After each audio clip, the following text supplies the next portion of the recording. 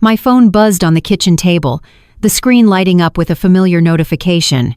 It was the last day of the month, which meant the message was as predictable as the sunset. It was from my son Kevin. "Mom, just a reminder, the first is tomorrow. Need that $500 for the mortgage. Things are tight. THEXT1. Not hi, Mom. Not how are you. Just a demand disguised as a reminder. For 8 years, I had received some version of that text. For 96 months, I had sent the money without question. But this time was different. My eyes drifted to the glossy magazine lying on my coffee table. On the cover, my son and his family were smiling from a golf cart, featured as the founding family of a luxury community I'd never even heard of. The same son who, just last week, told me they were absolutely drowning financially. My hands didn't shake. My heart didn't race.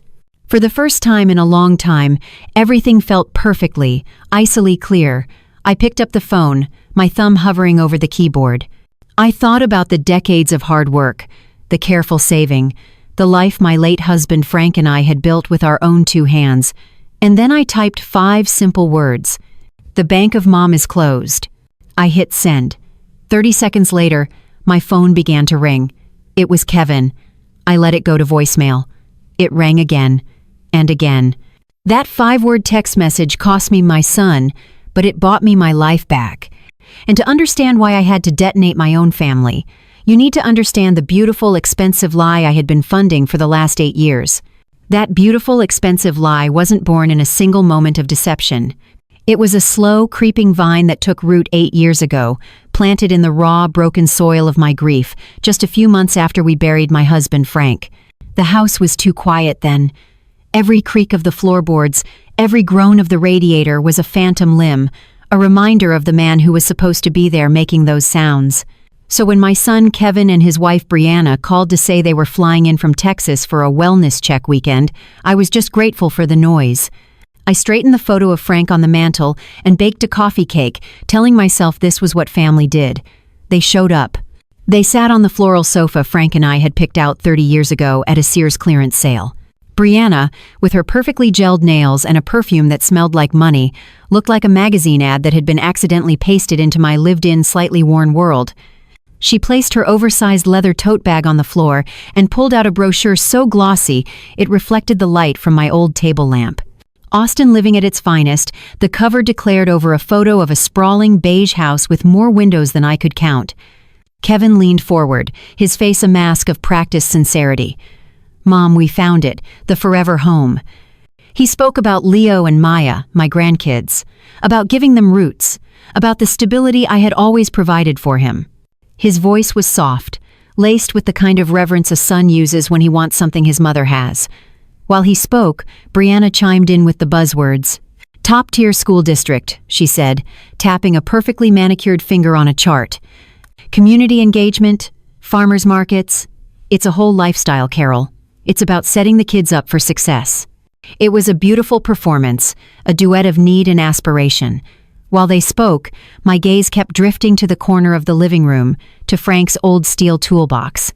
It was scuffed and dented, with a faint, lingering smell of oil and metal. Frank had built or fixed nearly everything in this house with the tools inside that box. He believed in sweat equity, in having real, calloused hand skin in the game. I found myself wondering what he would have made of this conversation, of this glossy, sweat-free version of the American dream. "The thing is, Mom," Kevin finally said, his voice dropping an octave, "we've saved, we've worked hard, but with the market in Austin, we just can't quite swing the down payment on our own. And the monthly mortgage is just a little bit out of reach." That's when Brianna laid out the plan. It didn't sound like a request for a handout. It was presented like a business proposal, an investment opportunity. It was brilliant, really. First, a one-time gift of $30,000. That was the bulk of my liquid savings, the rainy day fund Frank and I had built by brown-bagging lunches and driving our cars until the wheels practically fell off. Brianna didn't call it my savings. She called it seed capital, an investment in our family's legacy. She corrected gently when I hesitated. Then came the second part, the part that would become the chain around my neck, a smaller gift of just $500 a month. "It would just give us the breathing room we need, Mom," Kevin pleaded, his eyes wide. "Just for a few years, until my big promotion comes through. You know how it is. You gotta look the part to get the part. A little voice in my head, the one that sounded an awful lot like Frank, was screaming bloody murder. It was the voice of fiscal responsibility, of buying the house you can afford, not the one you want your neighbors to think you can afford. It was the voice that said, "Carol, you are a retired librarian, not a venture capitalist." But another voice, the one that belonged to a lonely widow sitting in a quiet house, whispered back, "This is how you stay relevant. This is how you keep them close. This is your purpose now."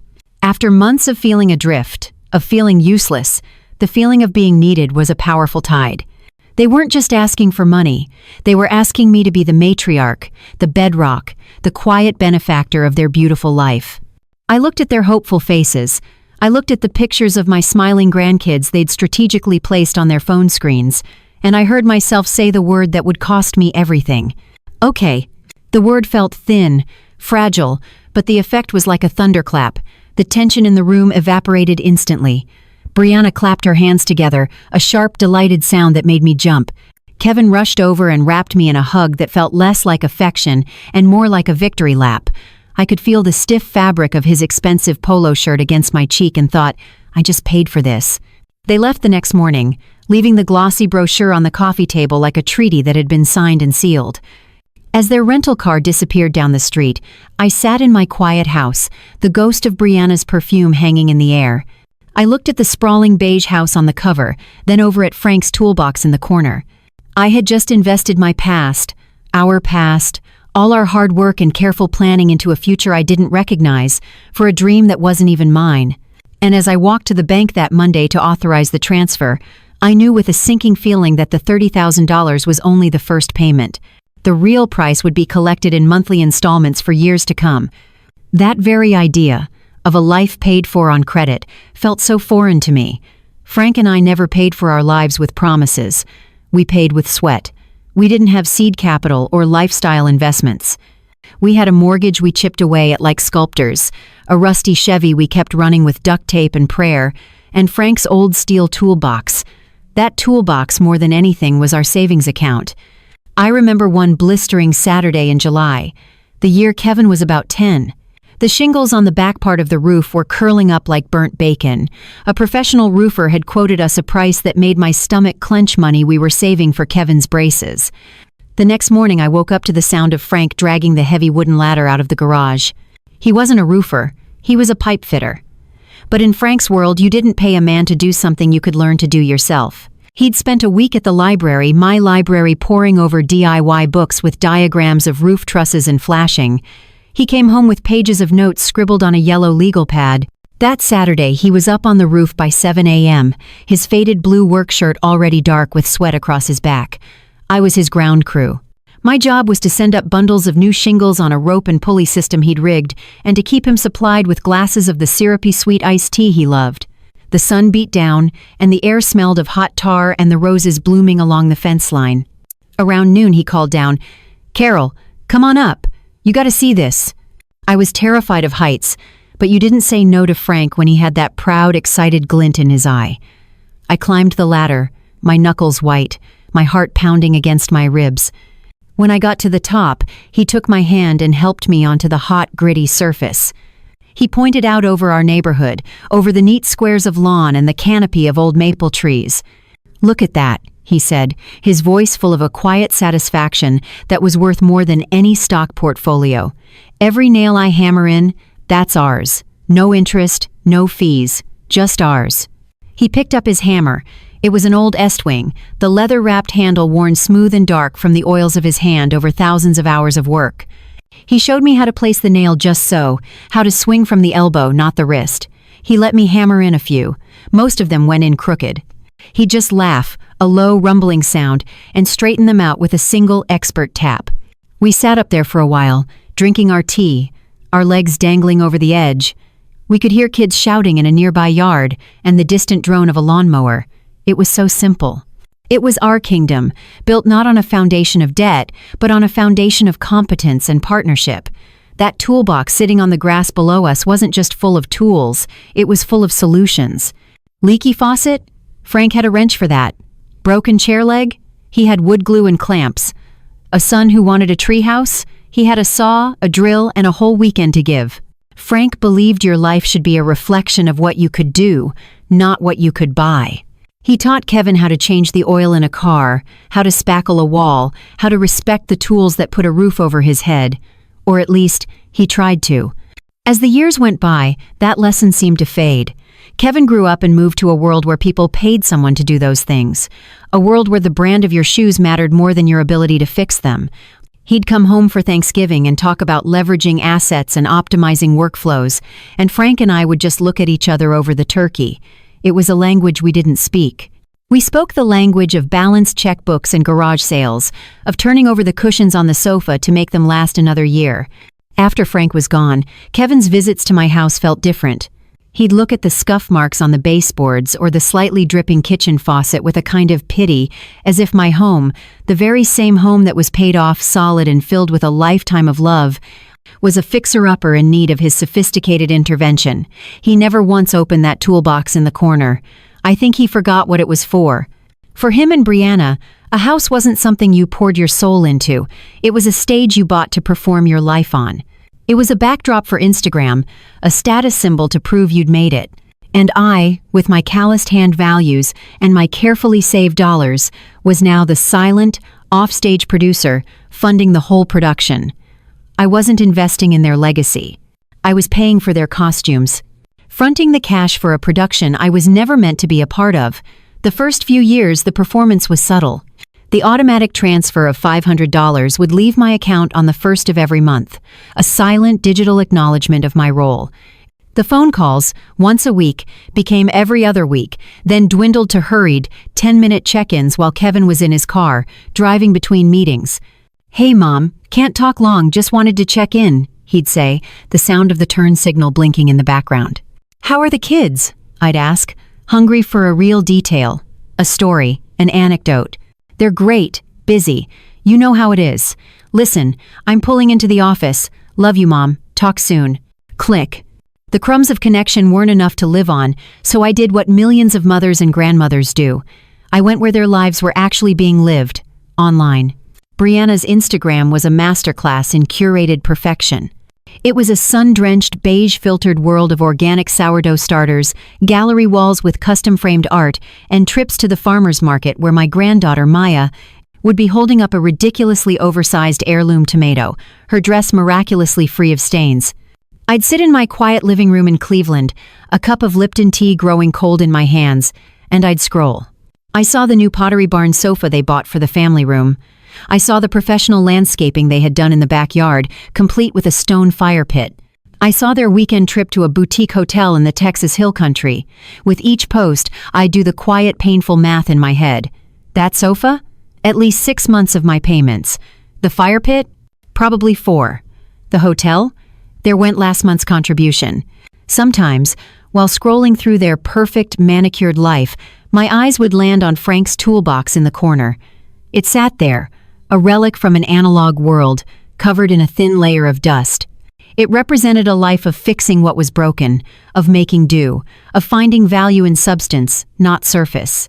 I was watching a digital performance of wealth, propped up by the tangible, dusty reality of our hard work. The breaking point, the moment a hairline crack formed in my carefully constructed denial, came on my grandson Leo's 11th birthday. I had spent a month knitting him a sweater in the colors of his favorite football team, the Cleveland Browns. It was a silly, old-fashioned gift, I knew, but it was made with my time, my hands. I pictured giving it to him, imagined him rolling his eyes but secretly being pleased. I called Kevin the week before. "So, what are we doing for Leo's birthday?" I asked, trying to sound casual. "Oh, just something small this year, Mom," he said quickly. "Just a family thing at the house. We'll FaceTime you so you can see him open his gifts." A family thing. I was family. But I knew what he meant. The cost of a plane ticket. The inconvenience of having me there, it wasn't in the budget. I swallowed the familiar lump of disappointment and said, "Of course, honey. That sounds lovely." The day of his birthday came and went. No FaceTime call. I texted in the evening. "Hope Leo had a wonderful day." A few hours later, a reply from Brianna. "He did. So tired. Talk tomorrow." The next afternoon, the notification popped up on my phone. Brianna just posted for the first time in a while. I opened the app. It wasn't a single photo. It was a carousel of 10. The first picture was of Leo, midair, leaping into a foam pit. He was at one of those trendy ninja warrior gyms, the kind that costs a fortune. The second photo showed a dozen of his friends, all in matching t-shirts, wolfing down pizza. The third was a close-up of a professionally made, multi-tiered cake decorated like a video game controller. The final photo was a group shot. Kevin, Brianna, Leo, and Maya, standing under a giant Happy Birthday, Leo banner. They looked complete, perfect, a unit.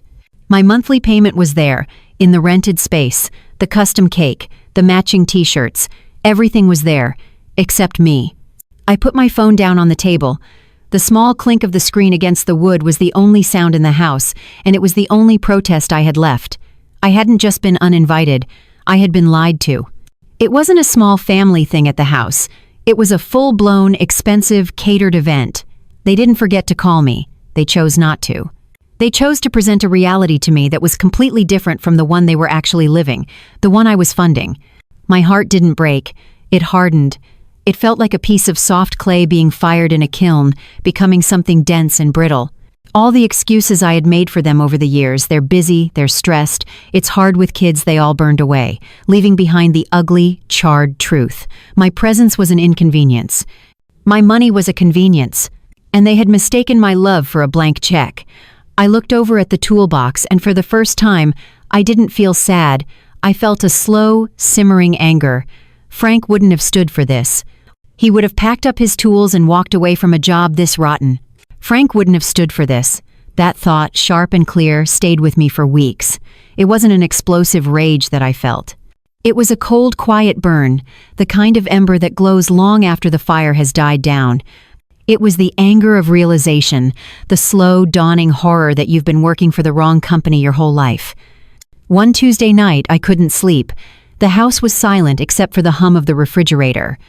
I got up, put on my old chenille robe, and walked not to the kitchen for a glass of warm milk, but to the small oak desk in the spare bedroom.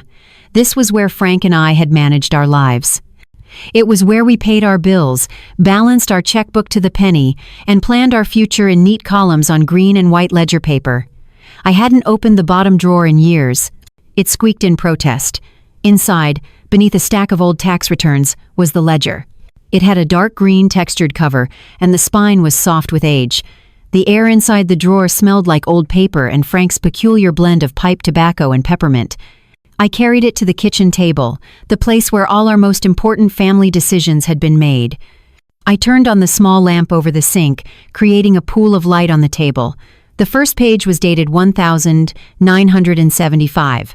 Frank's precise architectural handwriting detailed our first mortgage payment, $187.50. I ran my finger over the numbers, a physical connection to a life built on discipline. I flipped through the years, a paper time machine of car payments, appliance repairs, and college savings deposits. Then I turned to a blank page at the back. My own handwriting, in contrast to Frank's, was the looping cursive of a librarian. With a ballpoint pen that felt strangely heavy in my hand, I wrote Kevin and Brianna at the top of the page. First, the big one, down payment gift. I wrote the number, $30,000. The ink seemed to bleed into the paper, a dark stain of a word I now understood was a lie. It wasn't a gift, it was an entrance fee.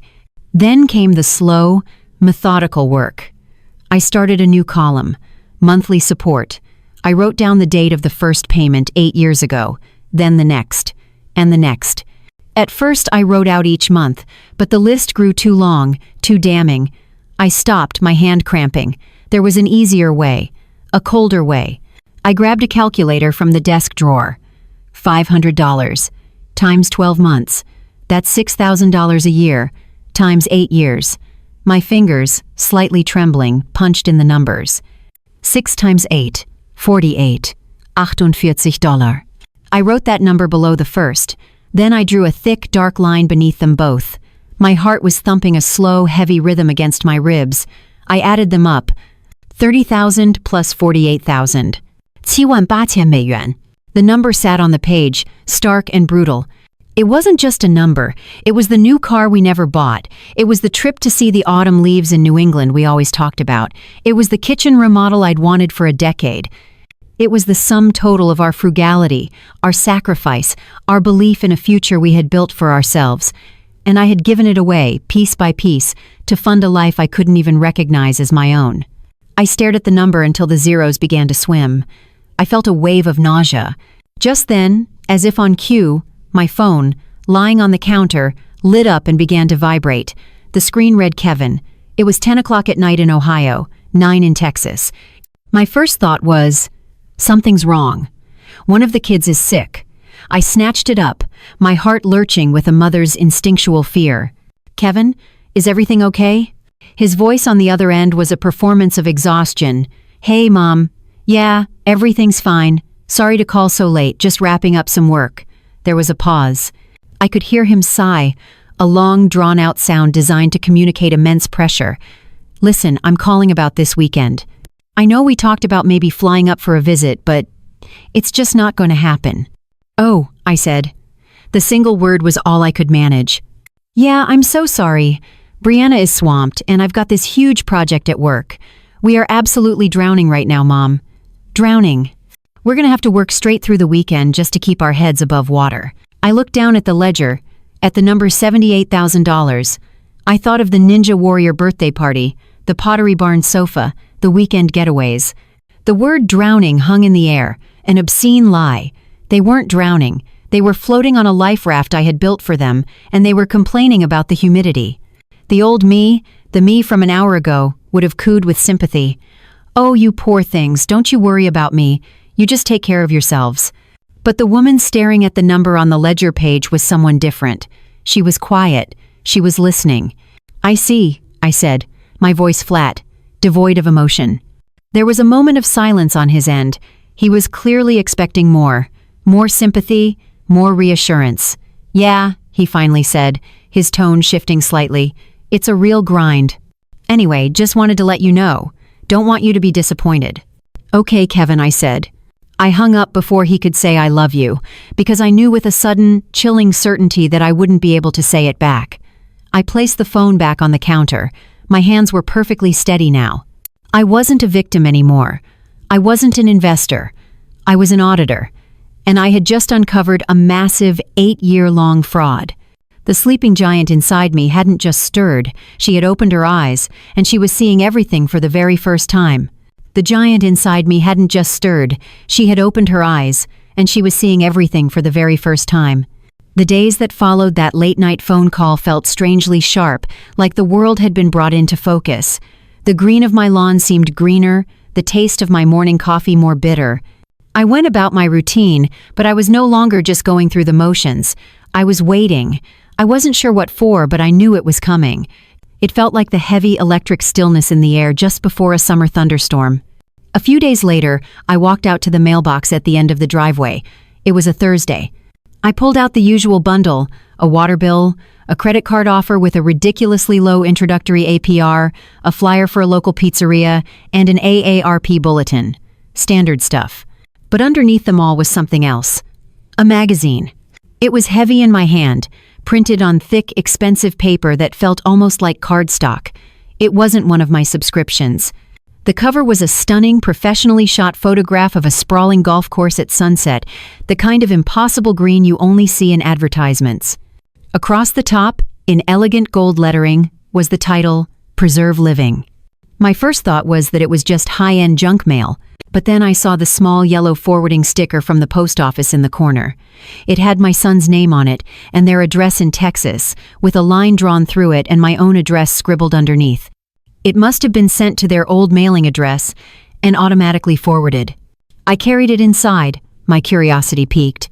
I sat down in my armchair, the one with the permanent impression of Frank's shoulders, and placed the magazine in my lap. The cover line just below the title read, "Meet the founding families of the preserve at Barton Creek." I opened it. The first few pages were ads for luxury SUVs and private wealth management firms. Then, the table of contents. And there it was. Page 12. A Legacy of Wellness, the Peterson Family Story. My breath caught in my throat. It felt like a punch to the gut, a sudden, brutal expulsion of air. I turned the pages slowly, my fingers feeling clumsy and thick. And then I saw it. It was a full-page photo. Kevin, Brianna, Leo, and Maya. They were all posed in a shiny new golf cart on a paved path overlooking the pristine course. Kevin had one arm draped around Brianna, his other hand on the steering wheel. He was wearing a crisp, white polo shirt and a confident smile I hadn't seen in years. Brianna looked radiant, her professionally highlighted hair catching the Texas Sunday. The kids, dressed in matching pastel outfits, looked like they'd been pulled from a Ralph Lauren catalog. They didn't look like a family that was drowning. They looked like Kennedys. I couldn't move. I just stared. My mind was a frantic switchboard, trying to connect the panicked voice on the phone from 2 nights ago with the smiling, prosperous man in this photograph. They were 2 different people. The lie was so audacious, so complete, it was almost brilliant. This wasn't a secret weekend getaway. This was a public declaration, a performance piece. My eyes scanned the text of the article. It was written in that breathless, aspirational prose of luxury magazines. It talked about their move to Austin, their commitment to an active, outdoor lifestyle, and their role as pillars of this new, exclusive community. Then I saw the quote, attributed to my daughter-in-law, Brianna. "We didn't just buy a house," she said, her words printed in a large, elegant font. "We invested here because we believe in creating a legacy of wellness and prosperity for our children. It's about teaching them the value of community and the importance of building something that lasts." Legacy.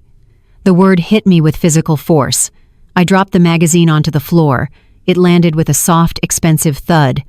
I looked across the room, and my eyes landed on Frank's toolbox. It sat there, coated in its thin layer of dust, a silent, humble monument to a different kind of legacy. A legacy of patched roofs and fixed faucets, of calloused hands and a balanced checkbook.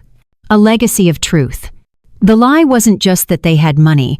The lie was that they were trying to steal our language, to co-opt our values and paste them onto their hollow, debt-fueled performance. They were building a legacy with my money, with Frank's money, and then posing in a magazine to take credit for it. The ember of anger that had been glowing inside me for weeks burst into a cold, white-hot flame. There was no grief left, no confusion, just a profound surgical clarity. They hadn't just used me. They had erased me. They had erased Frank. They had taken our life's work, our entire ethos, and used it as a prop in their stage play. I bent down and picked up the magazine. I didn't rip it. I didn't throw it. I closed it gently and placed it on the coffee table, right in the center, like a piece of evidence at a crime scene. The storm had finally arrived. And I knew, with a certainty that settled deep in my bones, that I was the lightning. The storm had finally arrived. Lightning doesn't make a lot of noise before it strikes. It just gathers its power in silence, and then it hits. I stood in my kitchen, the clock on the wall ticking with a steady, indifferent rhythm. My phone buzzed on the counter, a predictable tremor on the last day of the month. I didn't need to look. I already knew the words by heart. "Mom, just a reminder, the 1st is tomorrow. Need that $500 for the mortgage. Things are tight. THEXX. My eyes drifted from the phone to the coffee table in the living room. The magazine was still there, a glossy tombstone marking the death of my denial. I could see their smiling faces even from this distance, a perfect family living a perfect lie. Things are tight. The phrase was so obscene it was almost funny. I walked over to the phone. My hands were perfectly steady as I picked it up. My heart wasn't pounding in my chest. It was beating with a slow, powerful, and unfamiliar calm. I felt no rage, no sorrow, only the cool, clean efficiency of a decision that had already been made. I opened the message. My thumb hovered over the keyboard. I thought of Frank's worn-out work boots. I thought of the rust on his old steel toolbox. I thought of the years of packed lunches and patched-up clothes. I thought of the $78,000. Then I began to type. 5 words. Each one landed on the screen like a gavel strike. The bank of Mom is closed. I read the sentence once. It was perfect. It was final. I hit send. I placed the phone face down on the granite countertop. The silence in the house was absolute. For 30 seconds, nothing happened. Then, the phone began to vibrate, a frantic, desperate buzzing against the cold stone. The screen, reflected in the polished surface, lit up with Kevin's name. I didn't flinch. I didn't reach for it. I simply turned and walked to the sink to wash my morning coffee cup. The buzzing continued, a furious, impotent tantrum. That was the sound of a contract being terminated. The sound of a lock clicking into place on a door that would never ever open again. It was the sound of my life becoming my own. The furious buzzing finally stopped after the 17th missed call, replaced by a rapid-fire volley of text messages. First from Kevin, a series of frantic, escalating demands. "Mom, what was that? Is this a joke? Pick up the phone. Now. This isn't funny, I have the mortgage payment due tomorrow." Then Brianna took over, her approach slicker, more insidious. Her texts were a masterclass in psychological warfare, shifting from faux concern to passive-aggressive guilt in the space of a few sentences. "Carol, Kevin told me what you sent. We are so worried. Are you okay? Please let us know you're safe." A 10-minute pause. Then, "I'm sure this is just a misunderstanding, but you're really scaring the kids. Maya keeps asking why Grandma is mad at us." And finally, the dagger. "Whatever is going on, this is incredibly childish. You are a grown woman. We have responsibilities, and for 8 years, you have been a part of that. You can't just blow up our lives on a whim." I read each message, not with pain, but with a kind of detached fascination. It was like watching lab rats frantically pushing a lever that no longer dispensed pellets. They cycled through every tactic they had ever used: urgency, concern, guilt, condescension, unaware that the researcher had left the building. I let them stew in their self-inflicted panic for another hour. I made myself a sandwich, taking my time, slicing the tomato with deliberate care. I was taking back my time, my attention, my peace. With each quiet, methodical action, I was reclaiming a piece of myself. Finally, as I was rinsing my plate, the phone buzzed with an incoming FaceTime request. It was them. Seeing their faces pop up in the little notification bubble, I knew this was it. Hiding behind texts was their game. My new game was radical, unflinching honesty. They needed to see my face. They needed to look into the eyes of the woman they had lied to and see that there was no fear left, no guilt, no leverage. Only a quiet, unshakable resolve. I dried my hands, took a deep breath, and accepted the call. Their faces filled my screen, a high-definition portrait of panic. They were sitting on their pristine white linen sofa, the one I had seen 100 times on Instagram. Behind them, a perfectly curated bookshelf stood next to a ridiculously healthy-looking fiddle-leaf fig tree. It was the stage I had paid for, and the actors were in full costume. Kevin's face was red and blotchy, his brow furrowed. Brianna had arranged her features into a mask of deep, sorrowful concern, but her eyes were hard and cold. "Mom! Finally!" Kevin exploded, not waiting for me to speak. "What the hell is going on? You send a crazy text like that and then ignore us for hours? What are we supposed to think?" I said nothing. I just held the phone steady and looked at them, letting his anger splash against my silence and drain away. Brianna leaned into the frame, her voice syrupy sweet. "Carol, honey, we were just about to call the police for a wellness check. We were terrified something had happened to you. Just talk to us. Whatever this is, we can work it out. We can work it out." The language of negotiation.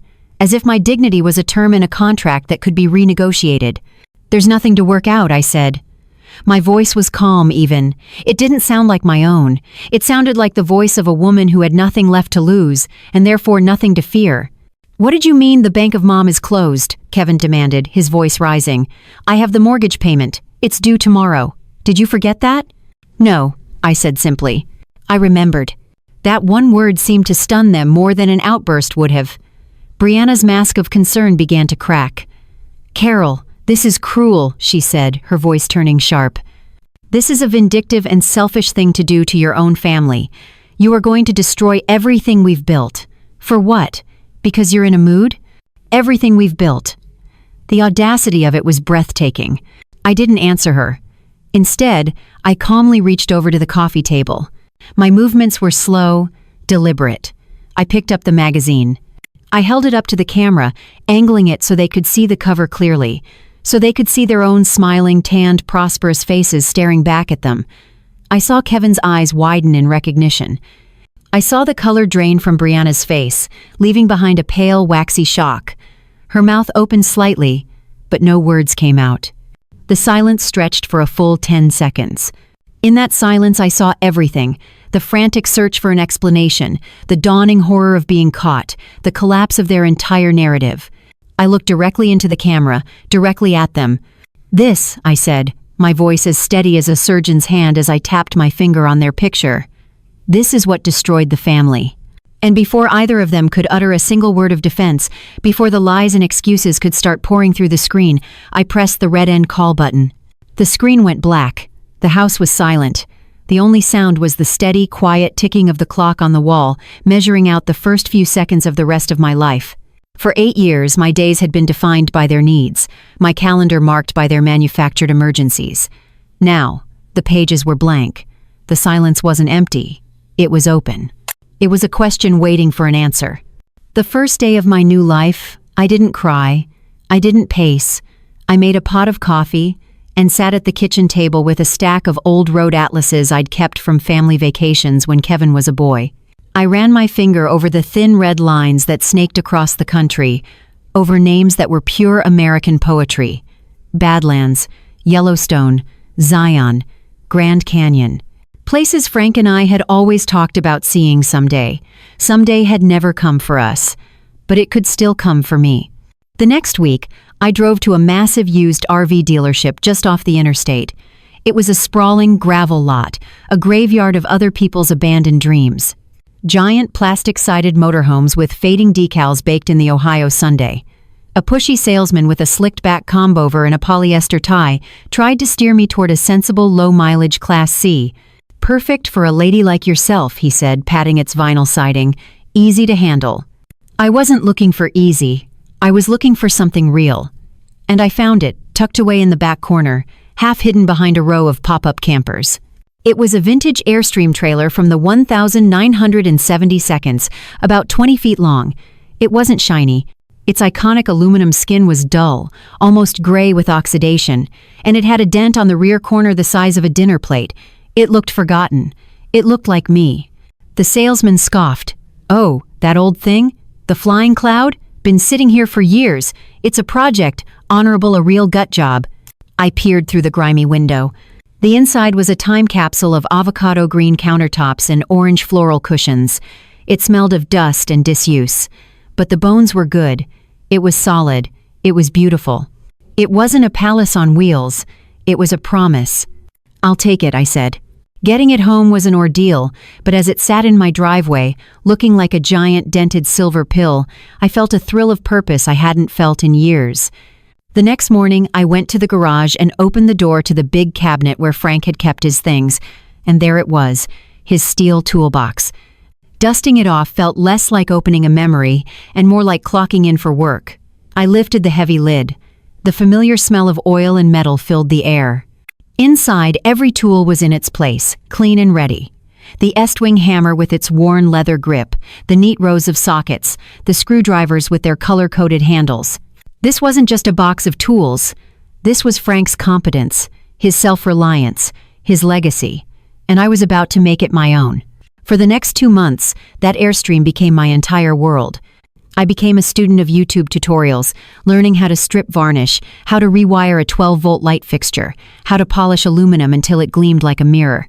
My neighbors must have thought I'd lost my mind. I was out there from sunup to sundown, covered in grease and sawdust, my knuckles scraped, my back aching in a way that felt honest and good. Every task was a kind of therapy. Ripping out the old, stained carpeting felt like tearing out the rotten foundation of my old life. Sanding away the dark, dated varnish from the wood cabinets was like sloughing off years of other people's expectations, revealing the clean, strong grain underneath. I chose a bright, cheerful yellow for the new cushion covers, a color of pure, unapologetic optimism. I wasn't just restoring a trailer, I was restoring myself. Some evenings, when I was too tired to move, I'd just sit inside on a plastic bucket, a glass of iced tea in my hand, and breathe in the smell of my own labor. I'd run my hand over a newly installed cabinet latch or a smoothly spackled wall, and I'd feel a surge of pride that was so much more potent than the vicarious satisfaction I used to get from seeing Brianna's Instagram posts. This was real. This was mine. I had done this. My own 2 hands. Sweat equity. The real American legacy. The day I finished, I stood on the sidewalk and just looked. The Airstream gleamed in the afternoon sun, a silver arrow pointing west, pointing toward the rest of my life. I walked up to it and touched the polished surface. I saw my reflection, a 6-8-year-old woman with gray hair pulled back in a messy bun, streaks of dirt on her cheek, and eyes that looked clear and bright and completely, utterly free. I didn't just look happy, I looked competent. I looked like I could handle whatever came next, just like Frank. I didn't just look competent, I looked like I could handle whatever came next. And what came next was the open road. The day I hitched the Airstream to my old but reliable Ford Explorer and pulled out of my driveway, I didn't look back. I pointed the nose of my rig west and drove until the familiar Ohio landscape dissolved into the rolling hills of Indiana, then the flat, endless plains of Illinois and Iowa. Weeks melted into a beautiful, sun-drenched blur. I saw the rugged majesty of the Badlands in South Dakota and watched a herd of bison cross the road in Yellowstone, their massive, shaggy forms a powerful reminder of an older, wilder America. I learned the rhythm of the road, the early mornings with a thermos of hot coffee watching the sunrise, the long, meditative hours of driving, the quiet satisfaction of backing the trailer into a new campsite each night. I was a part of a quiet tribe of wanderers, retirees, young couples, solo travelers like me, all seeking something out on the vast, open canvas of the country. I finally pulled into Zion National Park in Utah on a Tuesday afternoon in late September. The scale of the place hushed me. Massive cliffs of red and cream-colored rocks soared into a sky so blue it hurt to look at. I found a spot at a campsite by the Virgin River, the sound of the water a constant, soothing murmur. That evening I sat in my small dinette, the one I had built with my own hands, writing in a simple spiral notebook. I wasn't just logging miles. I was trying to map the changes inside myself. The silence was no longer a void left by Frank's absence. It was a space I was filling with my own thoughts, my own peace. My phone, which I mostly kept on airplane mode, was charging on the counter. It buzzed, a jarring electronic sound in the natural quiet of the canyon. I glanced at the screen. An unknown number from a Texas area code. My first instinct was to ignore it, assuming it was Kevin or Brianna using a different phone. But something made me hesitate. After a few rings, it stopped, and a text notification popped up from the same number. "Grandma? It's Leo. Can you please talk for a minute?" Leo, my grandson. My heart did a complicated little flip-flop. I hadn't spoken to him since before the big blow-up. He was just a kid caught in the middle of his parents' mess. I typed back a simple, yes. A moment later, the phone rang again. I took a deep breath and answered. "Hi, Leo," I said, my voice softer than I intended.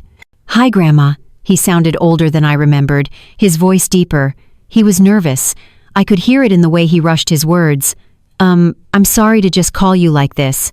Dad's really mad. Mom, too. They said I'm not supposed to talk to you." "It's okay, honey." "I'm glad you did," I said, looking out my window at the face of a giant red cliff, glowing in the last light of the day. There was a long pause. I could hear him take a shaky breath on the other end. "Grandma, I wanted to say I'm sorry," he finally stammered, "about everything. The magazine thing it was weird. Mom made us practice our smiles in the car on the way there. It felt fake, like we were in a commercial or something. I knew you wouldn't like it. I knew it was wrong." Tears pricked my eyes. It was one thing to know you were right. It was another thing entirely to have your truth validated by the one person you worried you might lose in the crossfire. He wasn't just apologizing for his parents, he was apologizing for his own silence, taking a kind of responsibility that his father, a man in his 40s, was completely incapable of. "Thank you for saying that, Leo," I whispered, my voice thick. "That means more to me than you know. I saw the way Dad was talking about you," he continued, gaining confidence. "He was blaming you for everything, for the car they had to sell, for everything. And I don't want to be like that. I don't want to be like him." His words were a clean, sharp knife cutting through the tangled mess of the last 8 years. He wasn't just a victim of his parents' choices. He was actively choosing to be different. He was choosing to build something real. "You're not like him, Leo," I said with absolute certainty. "You're like you, and I am so very proud of the man you are becoming." "I miss you," he said, his voice cracking a little. I'd like to, see you. For real. Without them. I would love that more than anything, I said, a real genuine smile spreading across my face. When I'm done with this trip, you and I are going to have a proper visit. Okay, he said, and I could hear the relief, the smile in his voice. Okay, Grandma, be safe. You too, honey. I love you. Love you too. We hung up. I sat there in the quiet of my little silver trailer, tears streaming down my cheeks. But they weren't tears of sadness or anger. They were tears of hope. Kevin and Brianna had been obsessed with creating a legacy of wellness and prosperity. But a legacy isn't something you buy or perform for a magazine. A legacy is the character you build in your children. It's the integrity you pass down. And in that moment, I knew the real Peterson legacy was safe. It wasn't in a gated community in Texas. It was in the heart of a brave young man who had chosen truth over convenience. And sitting there with the ancient, silent cliffs of Zion standing guard outside my window, I felt like the richest woman in the world. Sitting there with the ancient, silent cliffs of Zion standing guard outside my window, I felt like the richest woman in the world. A few weeks later, I finally reached the last stop on my atlas, the big one, the Grand Canyon. I pulled the Airstream into a spot at the south rim just before sunset and simply sat, watching as the vast chasm filled with shadows of purple and blue. The next morning, I woke before dawn. I made a thermos of strong black coffee, just the way Frank used to like it, and walked to the edge of the canyon. I found a quiet spot on a rocky overlook, away from the other early risers, and waited. As the first sliver of sun crested the horizon, it ignited the canyon in waves of orange, pink, and gold. The sheer scale of it was humbling. It was a wound in the earth that time had carved into something breathtakingly beautiful. I thought about the wound in my own life, the lies, the manipulation, the slow, painful erosion of my self-worth. For years, I had seen it only as a source of pain. But standing there, watching the sunrise paint the canyon walls, I saw it differently. My wound, too, had carved something new in me, something stronger. I took a sip of my coffee, the warmth spreading through my chest. The $78,000. For months, that number had been a brand on my soul, a monument to my foolishness. But it wasn't a loss. I see that now. It was the most important purchase I ever made. I didn't buy my son a house. I bought myself a life. I bought the silence of a phone that no longer rang with demands. I bought the honest ache in my muscles after a day of hard work. I bought this sunrise. I bought this peace. Frank's toolbox is still in my garage back in Ohio, but I carry it with me everywhere I go now. Not the physical box, but what it stood for. The knowledge that my own two hands are capable. The understanding that true value isn't in what you own, but in what you can build and fix and create for yourself. The real American legacy isn't about the lifestyle you can afford to fake. It's about the life you have the integrity to live. So let me ask you, if you found yourself standing at the edge of your own Grand Canyon, looking at the life you've lived, would you have the courage to choose a different path for the one you have left? If this story resonated with you, let us know what you thought in the comments below. Your words and your own stories mean the world. And please, don't forget to like this video and subscribe for more stories about finding our strength in the hardest of times.